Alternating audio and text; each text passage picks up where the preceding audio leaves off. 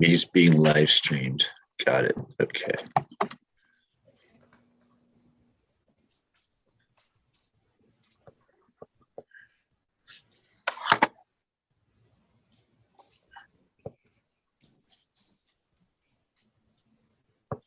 Yes, you are good to go. Go ahead and start.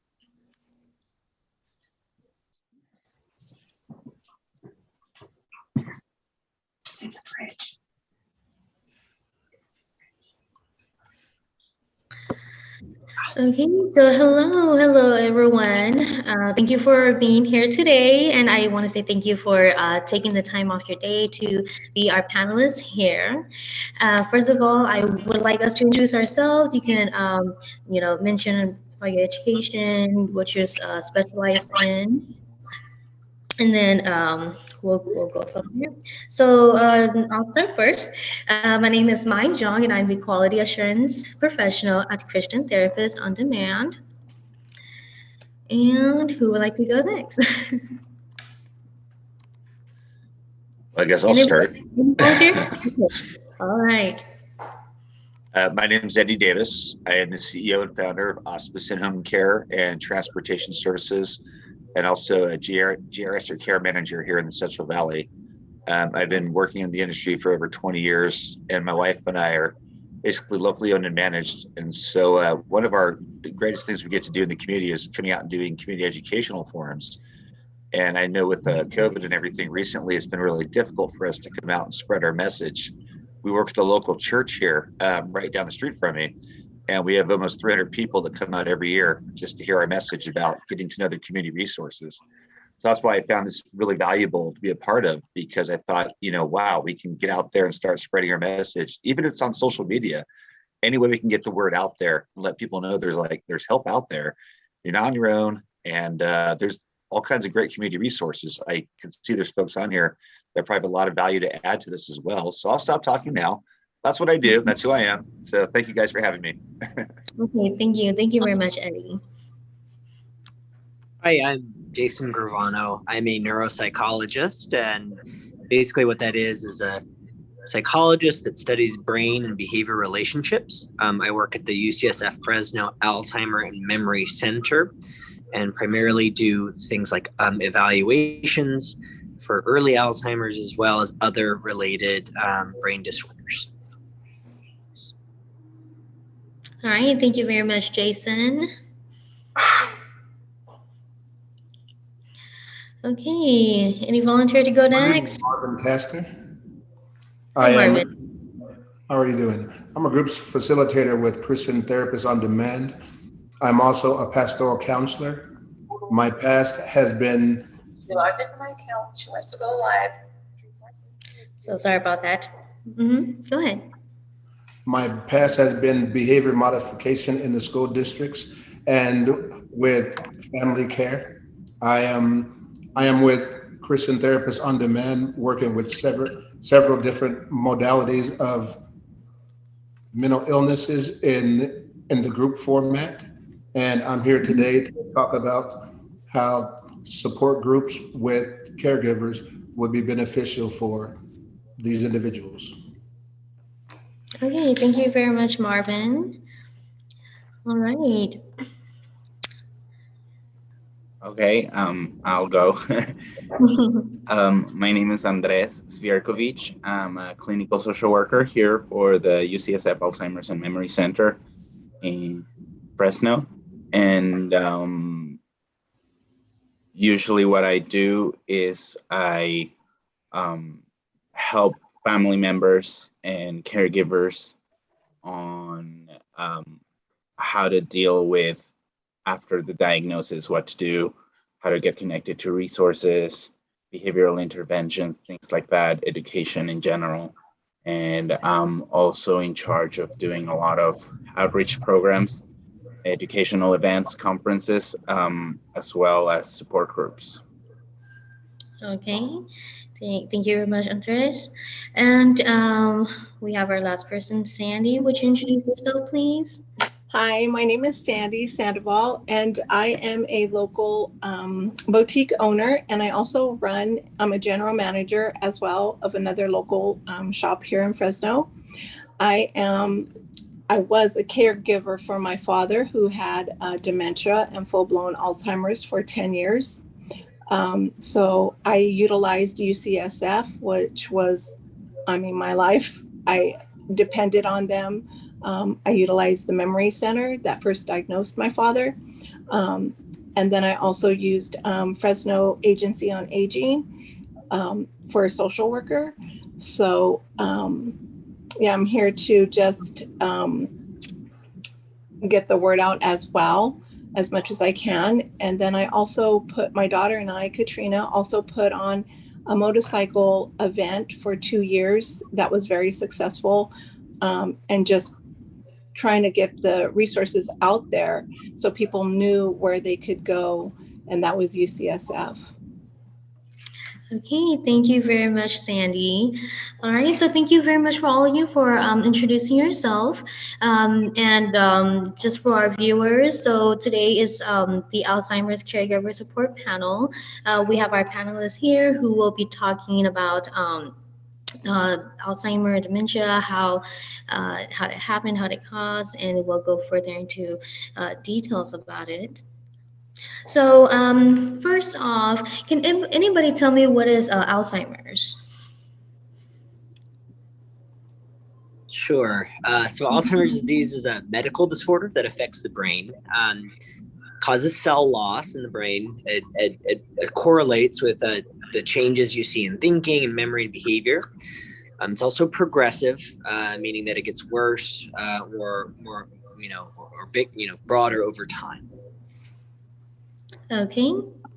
So how does it affect the patient? We know that it affects the brain in some way, but how does it affect the patient? How can we identify if someone has Alzheimer's? I'll take this one too because the early aspect here. Mm-hmm. So it right now what clinicians do is they identify Alzheimer's in a couple of ways. One is the clinical characteristics or the patterns that we see on tests of thinking, memory, and the history that we get that differentiates it from things like normal aging or the changes that we see normally.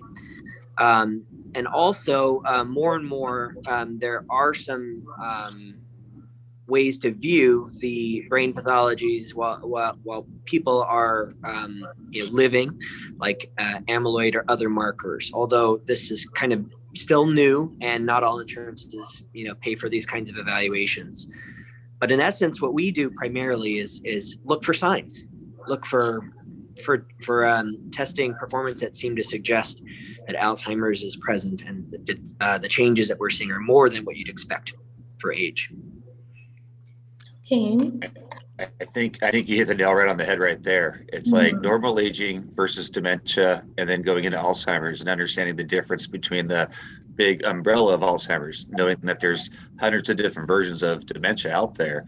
And Alzheimer's is just one of the versions that fall under that umbrella. And, just like the gentleman was saying, it's like normal aging is one thing. I mean, we all go through it. I forget where I put my keys sometimes. They're in my back pocket.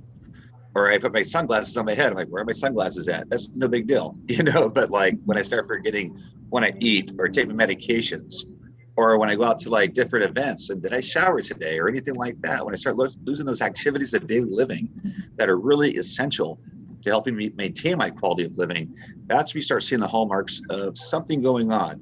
Something needs to be evaluated, like this gentleman was talking about. Jason, I think was his name. Yeah, Jason. And so, I mean, that's where, the evaluation process is very important. We're all talking about pre-screening, pre-screening for cancer, pre-screening for colonoscopies, all that kind of stuff. What about pre-screening for Alzheimer's or dementia?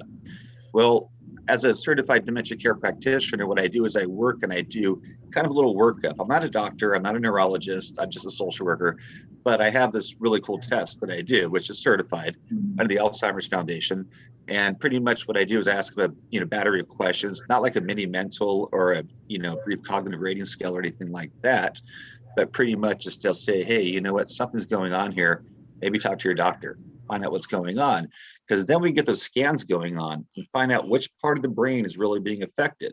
Again, like Jason was saying, the brain is all there's different parts of the brain that work. I'm not a neurologist. I'm a social worker, but I'm sure Jason can segue in and talk more about that. But the brain, functions differently, occipital lobes, frontal lobes, everything. So I'll stop talking. Sorry. All right. So, All right. how about anybody else have to add to that? Okay. So, how would we know? What should a caregiver or family member expect to see in their loved one as the disease progresses, and how would they care for their loved one who have Alzheimer's? So I think that's a very difficult question to answer because everybody's dementia look a little bit different, and that's because whatever the part of the brain's being damaged is what's going to dictate the symptoms and potentially even the progression speed. You can have two people, same age, same condition, and look at their brains in the MRI scan, and one of them will have the brain is completely full and nice looking, but it has like this one little dot, and they're actually very impaired. Meanwhile, you see someone with their brain almost gone, and they're actually pretty functioning. So Okay. it So yeah, so you're very per patient then, and that's really really interesting to know. Okay, so I would like to know how does being a caregiver affect your personal life, and what about your family? And we have Sandy. Are you able to tell us more about that? Yes. My dad got dementia at a very young age. He was in his 50s. I was in my 30s. And I was just getting married. And I got married, but my dad had dementia at the time. So it was kind of I came with the package deal. And as it progressed, at the end, I guess we ended up getting divorced. I placed my father in a home because of the fact that he knew a little bit, but he also knew that I could not be in the bathroom with him because he didn't know what water was for any longer, to take a bath or to take a shower or to get dressed. And so it came to that point. And once I placed him, 3 months later, I ended up in a divorce because the Alzheimer just took a toll on the whole family structure. He was there and through it all. But my dad also had seizures in his sleep. So I had a baby monitor. So he was 24/7. So that's kind of how it affected the whole family. I see. My father was actually diagnosed. It's kind of a bittersweet thing. I work as a dementia specialist, and my father was diagnosed. So I totally understand where you're going through, Sandy. It's amazing to see how fast the disease proceeds. And my dad was just kind of pleasantly confused for a while, and we would just kind of laugh, like, oh, Dad's just making up words out of left field, and then eventually, like, he just went really fast, and then he had gotten he had asthma, and he got pneumonia, and all of a sudden, just like the fast recourse. And what it did to my family was it was really drastic to see my mom, and what she went through, and all my brothers and everybody coming together. It's pretty. I totally. I feel what you're going through. Many caregivers are going through emotional stresses such as anxiety and depression. In general, Alzheimer's and dementia caregivers report more distress than other caregivers of other illnesses. These caregivers are on a journey that they've never been on before. They sometimes feel helpless, hopeless. There's no roadmap to what they're about to do. And each day, more responsibilities fall upon them, which takes time from their life, where their coping skills and their self-help needs to be addressed immediately so that they can continue to assist the ones that they're helping. Okay. That is so true, Marvin, because you don't know. You're in the process with that patient. And if you don't know about Alzheimer's and how it affects that person, because you're trying to be a caregiver, and then that is your father, so you're emotionally entwined with that, and you have so much going on in just life itself. You know, I had a teenage daughter, newlywed, just so much going on all at once. And it did. My social worker, actually, I took a little handwritten test, and it came out that I was full-blown depressed, and I had no idea I was in the midst of it all. But because I was so, my feet were grounded into going to church and making sure that I went and got my massages. I think that's what kept me. You have to find things that just keep you kind of going. Unfortunately, I had two brothers that lived out of state, so I was the only caregiver. My parents were divorced, along with my at the time, my teenage daughter, having to see that process. But the way I kind of look at it, I take a negative, and I taught her what family is and what family is supposed to be. And I think that is so important to try to surround yourself with family and friends to the best that you can, because it does take a toll on the caregiver like no other. Looking at data and instances, I saw that some of the caregivers actually find themselves in a worse predicament than their patients because they're not taking care of themselves properly. Yeah, and I can see that too. You know, and Sandy, I just want to say you are a very, very strong person to be able to go through all that. I'm glad that you're able to find your resources and find a way to, you know, help with your depression. I think it's important to point out that if you're a caregiver, the first tendency that people tend to do is start neglecting themselves because they're taking so much care of the others. But they really need to remember that it's almost like when you go on the plane and they tell you put your mask on first before you help others. The well-being of the person that they're caring for is going to be more dependent on how well they're doing than the actual progression of the disease. And I think it's also very important to point out that because medically speaking, there's no cure yet and medications aren't all that helpful, most of the help geared it towards people with dementia are catered towards the caregiver and how they can help the loved ones. So I think obviously it takes a lot of environmental dynamics, but I guess the biggest point you should take out of this is that no caregiver should try to do this alone, because it's just going to be a monster too big to tackle. You really need to rely on your support group, on your network of support, and whether that be family, friends, or resources, you'll have to connect and make the most of it.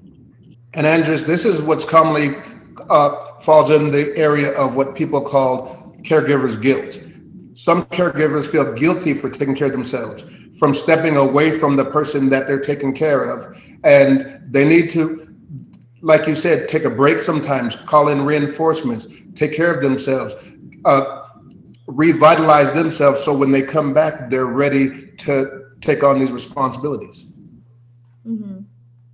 I think if I could just segue in really quick, I know Valley Caregiver Resource Center has a great program here in Fresno, and it has a respite program, and there's a couple of assisted livings. So I'm not sure how familiar you guys are with the different community resources, but there's a place called Valley Caregiver Resource Center, and they're a nonprofit. And so if you contact them, it's not income-based, it's need-based. So if you say, for example, like we're talking about is I need a break. I need to get out, maybe go see my family members and maybe go to an event that I get my hair done, have tea with my friends, something I just need that break from. Call Valley Caregiver Resource Center. They have abilities to contract with companies, all kinds of home care companies throughout the whole Central Valley, And what they'll do is they'll say, okay, Mr. Smith, you want to get out for maybe 4 days, or Mrs. Jones, you want to go out to a caregiver retreat. They have these things available. And so they have all these golf events and things like that they do to raise the funds for it. But what they'll do is they'll use those funds to put back into the community to help with these kind of resources like respite care. So for example, you want to get out for a while, give them a call. Let them know what your stress up situation is like, because they have a whole network of resources they can provide. It's not just the respite services. They have the HICAP program, which helps you understand your healthcare insurance and how to advocate for yourself, because Medicare gets really tricky with everything always changing and stuff like that. They have all kinds of other things. The ombudsman's program. Your loved one goes into a hospital or skilled nursing, guess what? They have ombudsmen that are free to advocate for yourselves. They know more than what we know, and how to kind of wiggle through all the different things the hospitals and skilled nursing don't want us to know about. Because I could talk about readmissions and hospitals and all that kind of stuff. I know that's not the topic right now, but back to caregiving. The caregiving is the most important thing. These are the most essential people on the front lines. So like I said, we did the caregiver resource, fair every year. And we always encourage people to understand there are all these resources out there. There's home health, get to know what it is. How do you pay for it? When do you need it? How do you apply for it? What's the non-medical home care thing? What's that do? Does that, my long-term care insurance, what's that? All these little things people don't know about. So then you have all these different insurance commercials you see on TV. And so people get like lost in all these different loopholes of all this stuff. And so that's where like our community, the people that I really believe in, because I'm from Fresno, I was born and raised here. So these are people that made us who we are. And so I feel kind of like compelled to help them, get to where they need to be at. And so it's like when I see people falling through the cracks like this, my wife and I, we're like, hey, let's start a home care company. Help us like put the glue between that. And so, yeah, we just decided that, this is the right thing to do. Sorry about that. Did I make you cry? Sorry, I made you cry there for a minute. Anyway, my wife's ever cried too. Oh my God. Anyway, but yeah, no, seriously, no, it's what we do. And so, I mean, that's the whole, goal of what's really great about this topic is getting the whole glue together and like letting people know there's so much out there that we need to access early and find out about it and put a plan in place, because we don't know whenever this crisis situation is going to happen or occur. So anyway, I'll stop now. I'm sorry. And since we are on YouTube Live and we may get viewers that are not from the Central Valley area, the Alzheimer's Association is a national organization where you can get local resources in every state. They'll have a chapter. So they also have a 24-hour hotline, 1-800-272-3900. That's Okay. awesome. Well, thank you. Thank you very much for providing that number too, Marvin. So I kind of want to take a step back here. If anyone can tell me, how does Alzheimer happen? Is it like genetic, or what caused Alzheimer? I would answer for that. Yeah, I could take that one. The majority of Alzheimer's disease is what we call sporadic, meaning it's not hereditary in the classical sense. The biggest risk factor for developing Alzheimer's disease, the medical condition, is age, and so basically the current theory of Alzheimer's disease is there's some proteins that don't fold right and get sticky, and in the brain they accumulate, and then the cells around them start to malfunction. And this starts off in very, very small areas of brain, and over a course of many years progresses. So the person initially doesn't have any symptoms at all, and then over a course of years develops usually the short-term memory loss early, and then progressively more problems with reasoning and other aspects of thinking. But really, your core question is still a mystery. We don't really know. We know a lot about Alzheimer's disease. We don't really know why, if that's the real core question. A lot of people really want to know why. There are about 1% of Alzheimer's disease is genetically linked, and it runs in families in a very heavy distribution. And we know a lot about what causes Alzheimer's disease in those select people. But there's known pathology in terms of the brain, the sticky proteins and other things like that are related, and the dysfunction that's associated with the cell death. But your main question of how does it come about is still under a lot of good investigation. May I ask Dr. Gravano, if I'm saying that correctly, a question? Yes, go ahead. Dr. Gravano, I work and talk with a lot of military veterans. I am also a military veteran of the United States Army myself. Can you tell me if there's higher incidence of dementia with military veterans that receive a traumatic brain injury? It's an excellent question and a subject of ongoing research. There are mixed findings in the research. In general, a person that has a severe traumatic brain injury does seem to have an increased risk of having Alzheimer's disease either a bit earlier or maybe a little bit more likely than a person that doesn't have that history. What's I think a big question right now is what's the summative effect of multiple small injuries, and we're still working those details out. In general, I wouldn't, if you have a history of a mild injury or something like that, or even a moderate injury, I wouldn't think about that as a big predictor of your future. It's not like looking in a crystal ball and saying, yes, I'm going to get a dementia now because I've had this history. It's a risk factor that we think about when we're doing research and when we're working with a person, but it doesn't seem to predict in any way that you can look at this history and say, yes, this is going to happen to me. Does that, I hope I answered your question. And the prevalence is also the age. The prevalence is also the age of the patient as well? I'm sorry? The age of the patient is a factor as well? Yeah, generally speaking, the best predictor of if a person is going to get Alzheimer's disease is age. At 65, it's a very small percentage of people. At 85, it's a substantial between even about a third of people that have some brain pathology associated with Alzheimer's disease. So as age goes up, our likelihood of getting this type of brain disease does increase over time. That's the biggest risk factor that we know of is increasing age. Thank you. I appreciate it. I mean, really quick, just to add something both of you guys had a really good conversation. So I just wanted to ask a question. So Pastor, you were mentioning about an earlier brain injury, and then the doctor was talking about aging and how those two coincide. Doctor, would you mind explaining that a little bit more? Yeah, sure. We think about risk factors for developing the symptoms of Alzheimer's disease. One of the risk factors is there anything else going on in the brain? Another thing that has, gets us closer to showing our symptoms, things like, mini strokes, things like unhealthy, brain habits can put us at increased risk of maybe showing our symptoms a little earlier. It kind of makes sense if you think about it. Say that you had a really bad knee injury as a young person, and then later on you develop some orthopedic problems that limit your mobility. That knee's probably going to act up and show symptoms a little bit earlier than the rest of your body. Same thing's true with the brain.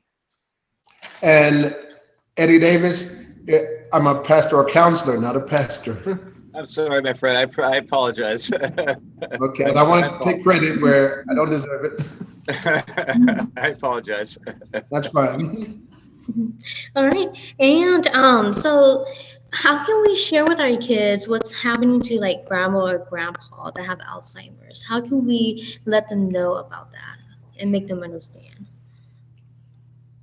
And I would say, ask the child what they've seen different in the person. Have they recognized anything different with grandma, grandpa, or whoever it is? Open a conversation with the child.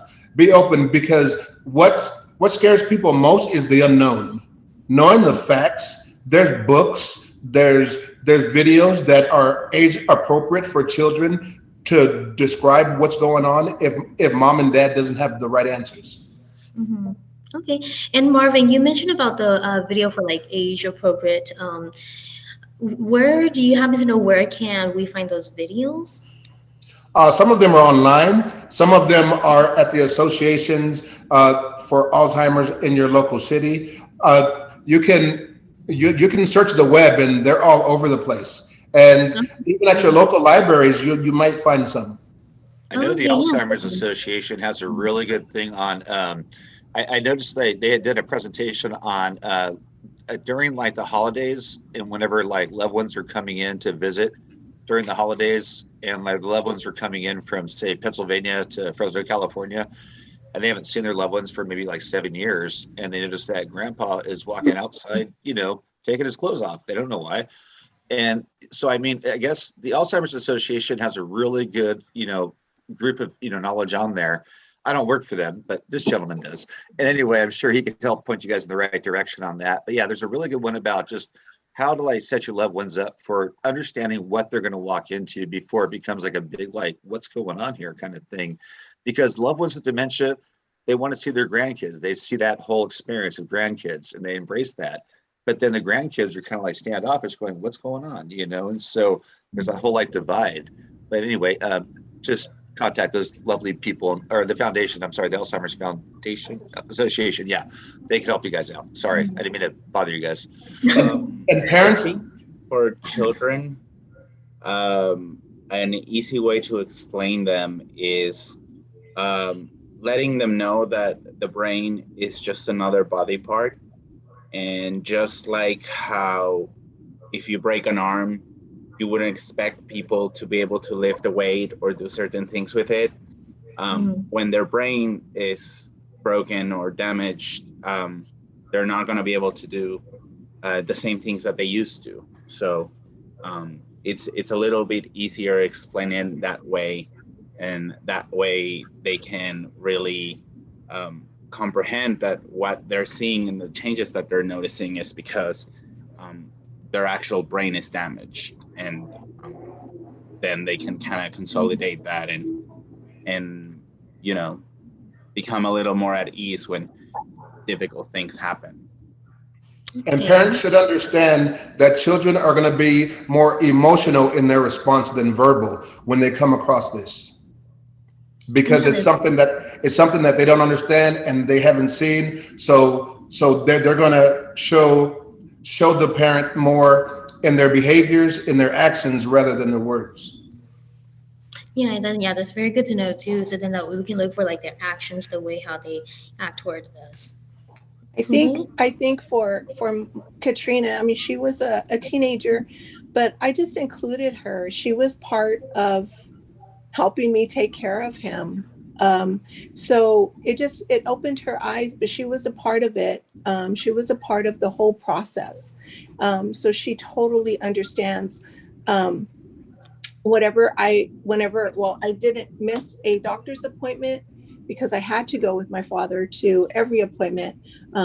She knew exactly what took place at that appointment. She knew the process, and it was a little easier because my father did live with us. So she saw his actions on a daily.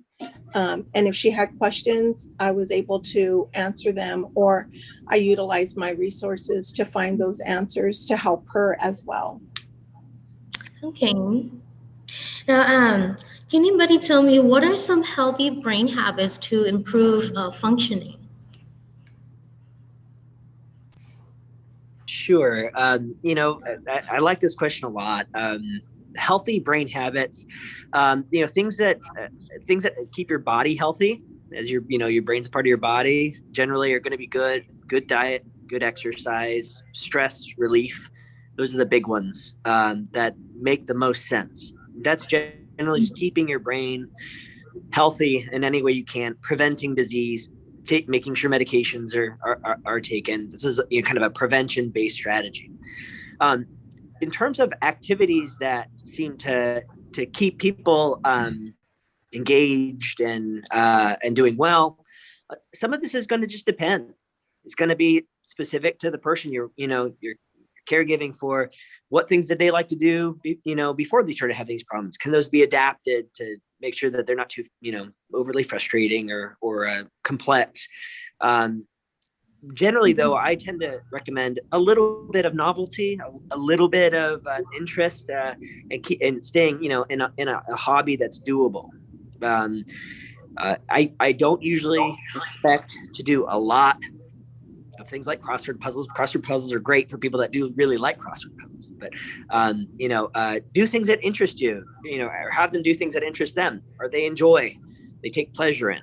So they will maintain and also get a little bit out of it there. So It's a very individualized question. There's not one, game or activity or something like that that seems to win out. It's about fitting your interests or that person's interests and their ability level to doing well.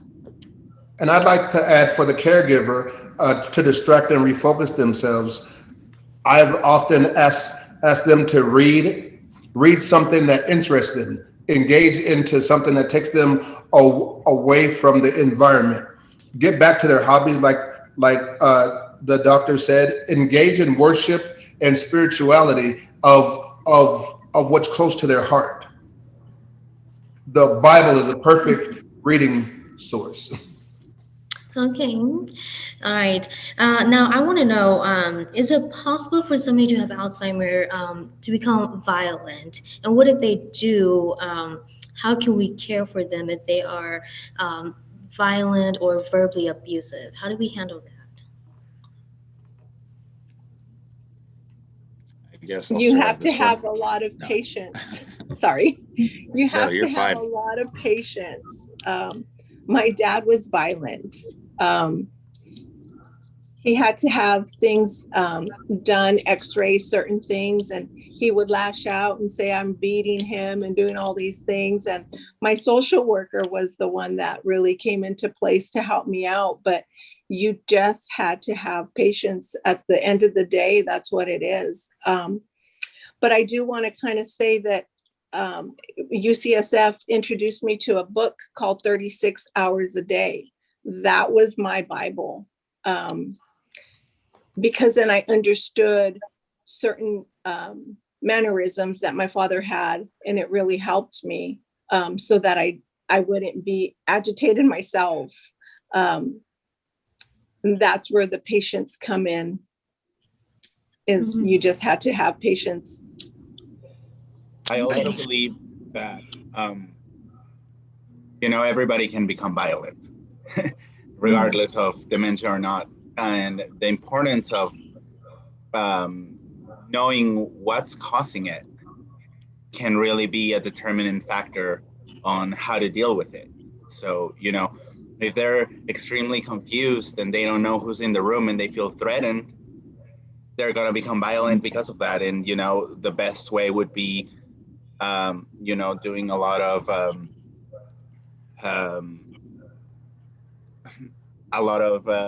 healing. How do you call this? Reassurance. A lot of introducing yourself before you get in the room. A lot of body language where maybe if you're tense, they are tense, and because they're in an environment they don't know what to do, they're gonna look to you to mimic, how to behave, because in their head, they see you frustrated, they see you mad, and they are gonna feel like, oh, I need to be mad too, something's going on, and now they're on alert. And also, it could be some part of the brain damage is causing them to be less filtered, more aggressive, more inappropriate, whatever it is. But at the end of the day, yes, patience really help, but we also need to have boundaries and know that safety for them and for everybody else is of concern, and it should be number one priority. So if, regardless of how patient you are, somebody is at risk of being hurt due to this violence, that's when you kind of have to rethink living options and accommodations, and maybe ask doctor for medications and things like that that could help. Okay, can I just add to this, please, if you don't mind? Yes, go ahead. I do what we call a virtual dementia tour every year. And what we do is we kind of mimic kind of like some of the frustration people are going through with dementia their loved ones don't know about. And so, we don't understand that our loved ones with dementia can't communicate what they're going through that we just take for granted. So say, for example, like I can see great. I can't see, I tell my wife, hey, honey, I need to get some reading glasses. Now, all of a sudden, I got dementia. I can't see anymore, but I can't tell my wife that. But also I start bumping into walls, and stuff like that. Families are like, oh, hey, funny. Now all of a sudden I got neuropathy in my feet. I'm diabetic. Nobody's taking me to a doctor and tell me I have diabetes. Now I got this pain in my feet. I don't want to walk around anymore. People are pulling me from place to place. Task-centered care is not a good thing to do. Because see, the caregivers, what they do is they're stressed out. They want to get to their bingo. They want to do the things they want to do. They want to do their ADLs for their loved ones because their intentions are well intended. But what happens is they don't understand their loved one. So they don't understand how like the whole dementia thing works. So what they don't understand is they can't see, they can't hear, they can't feel good things in their feet.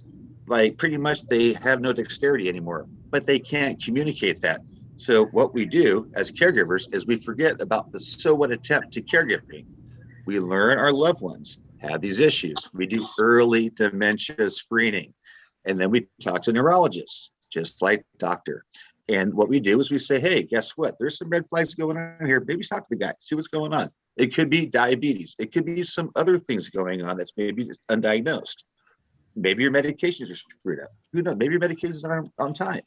Maybe you need a caregiver that's being burned out because they are not able to get respite care and stuff like that. So back to the concept is that virtual dementia tours are very important for people to understand what other people are going through that we don't understand. We're like lost in the caregiving, whole situation, trying to like do the best we can. And, again, it's like talking about caregiver burnout. When do we realize when caregiver burnout actually occurs? When do we say, I should have reached out to these resources sooner before I got to the point where I'm like, I can't do this anymore. And my loved one's walking outside the house. And now I got 911 being called and they're 5150 and stuff like that. So I just encourage, I really appreciate this whole panel. I really, Sandy, you are awesome, by the way, bringing in all of your, knowledge and your background and stuff like that, because it's the people that go through it. We all work in it and stuff like that. But until we go through it, then it becomes kind of more real. Sorry, guys. My advice for anyone out there listening that's experiencing is, number one, tell somebody that this is happening, whether that's a friend or your doctor or someone like that. Get help where you need it. And echoing what Andreas had already said is that there is a boundary issue here, that if you're unsafe, there should be a plan for you to get safe and to be able to have people that can help you, whether that means in the home or outside of it. So if any of you are in that situation, there's some shame and embarrassment that comes with that of having a loved one that has become disinhibited and more aggressive. And so tell someone, ask for help, try and create a boundary so it doesn't happen again. Okay. Now, what can we do to prevent the burnout to get the positive bit of it?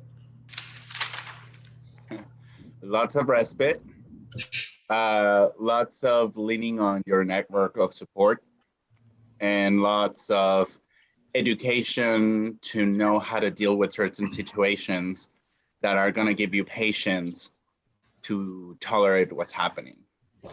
So, for example, if someone doesn't know how to communicate with someone with dementia and they're trying to reason and explain and sometimes criticize or argue with them, they're going to be fighting a wall pretty much, because the person is either not going to understand them, or even if then I understand them, they're going to forget what was said.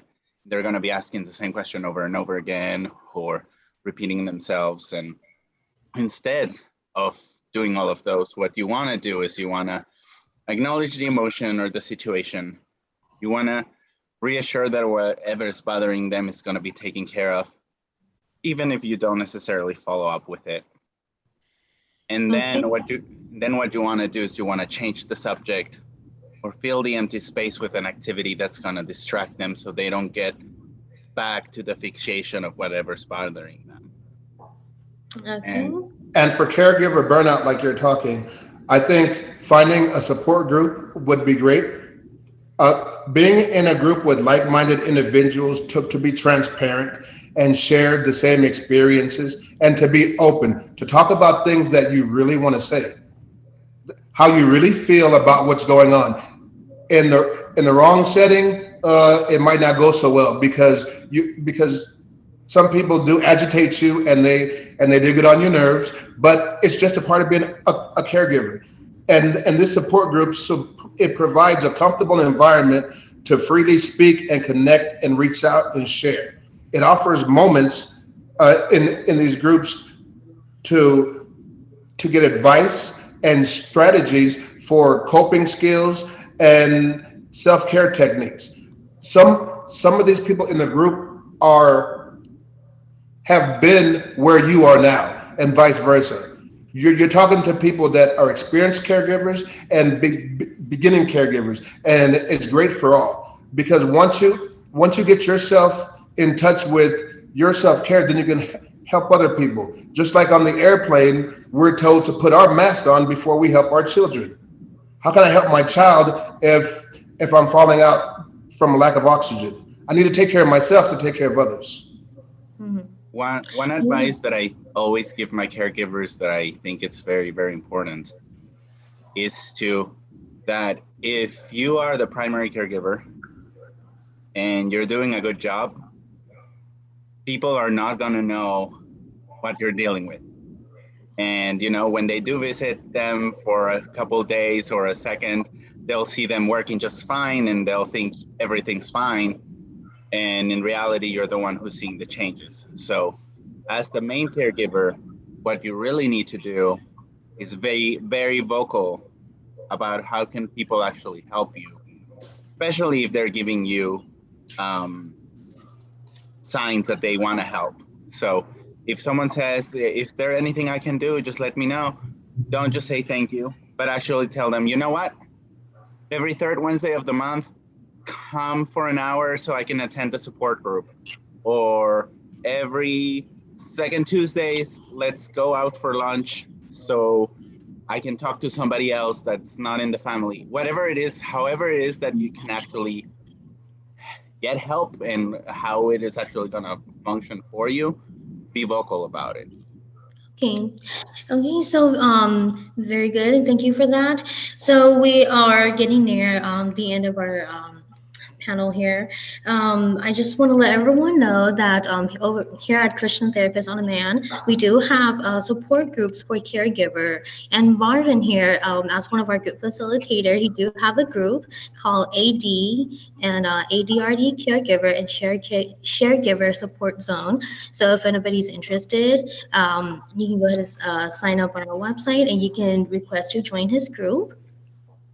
If you do have any questions in regard of how to sign up, feel free to email us at support@christiantherapistod.com. Again, that is support@christiantherapistod.com. And just to end this off here, I would like for our panelists to tell us 3 things that caregivers can do to stay healthy. Marvin, why don't you start? Come on, Marvin, you're first. Spend time with your friends when you're away from your work. Give yourself time to get into the activities that you enjoy, and find a spiritual place where you can get in tune with something higher than yourself. Okay, well, thank you very much. Thank you to all our panelists who take the time out to be here today. And thank you to all our viewers who's here to view our live. Thank you very much for all of you who physically here. I am glad that you guys are able to make it, and thank you. Now, I wish that everyone have a great day. God bless you all. Cheers. Have a good night. night. Nice meeting you all. Yeah. Cheers to next time.